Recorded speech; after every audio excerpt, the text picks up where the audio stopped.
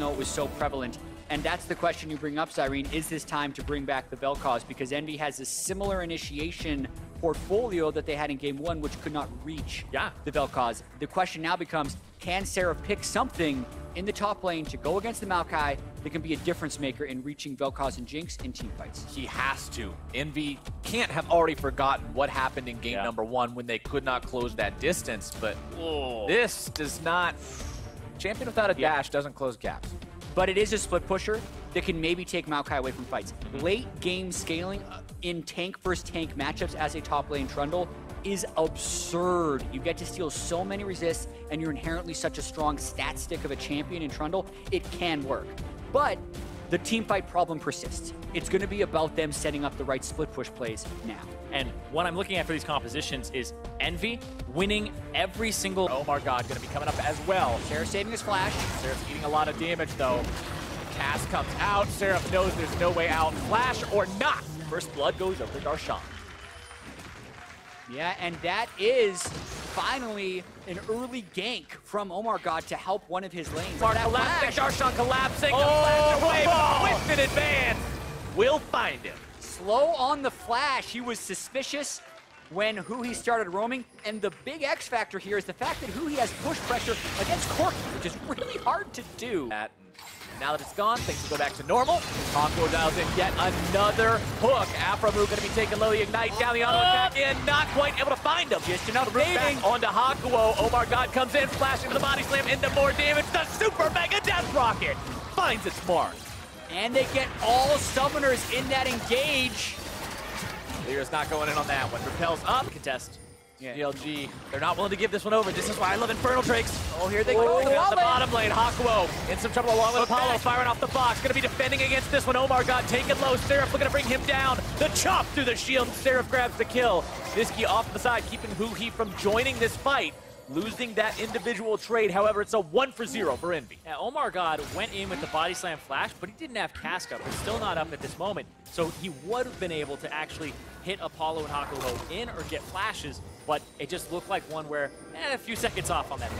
Over the wall goes Darshan. They're gonna find the knock-up. This could be trouble. Envy, their top laner taking so incredibly low. They're not quite at the one. A 2 kill! A 3! You're kidding me! A triple kill for Niski!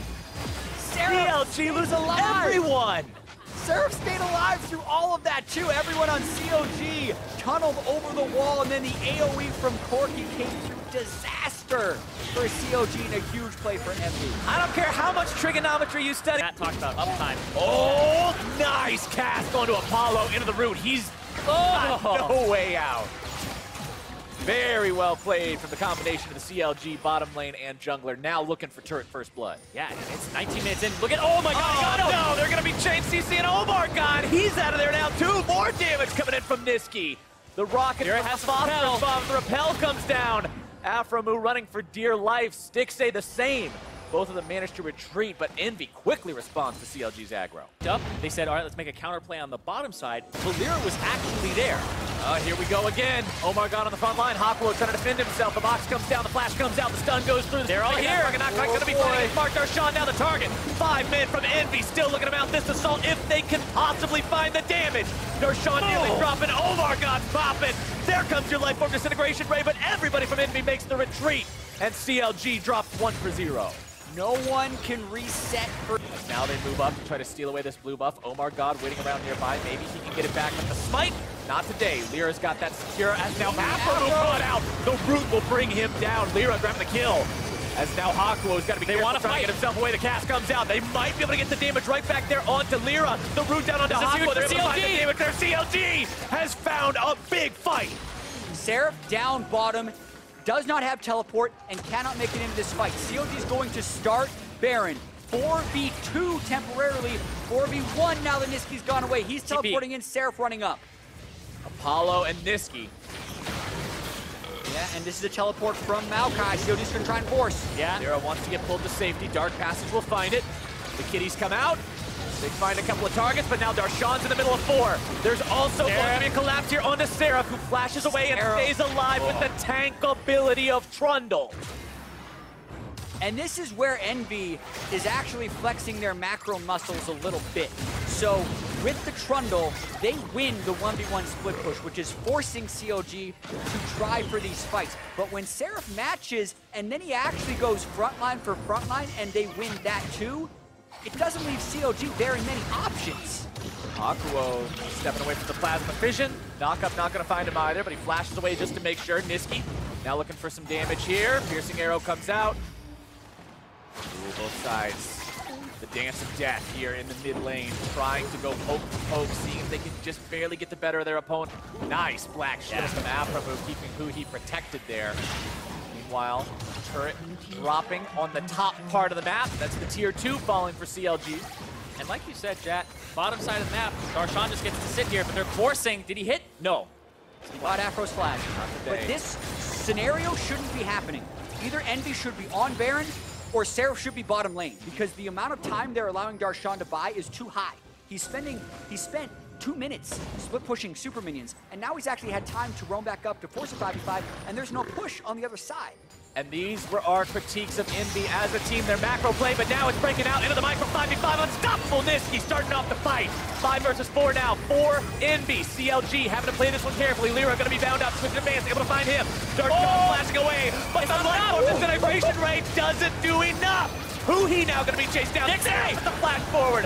Stixxay nearly taken out, but instead he might be able to Niski with the rocket. Envy 3 for nothing. Baron's on the table. Such a close fight. You're always fearful of those Jinx resets, but Stixxay never gets a single one. Seraph gets the ult on Darshan.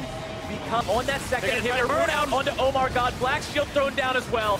Niski still looking to find the damage here onto the carry. Stixxay taking below half HP. Inhibitors all down. Envy bringing CLG to the edge here in game number 3. Seeing if they can take us to match point. Nexus turret number 1.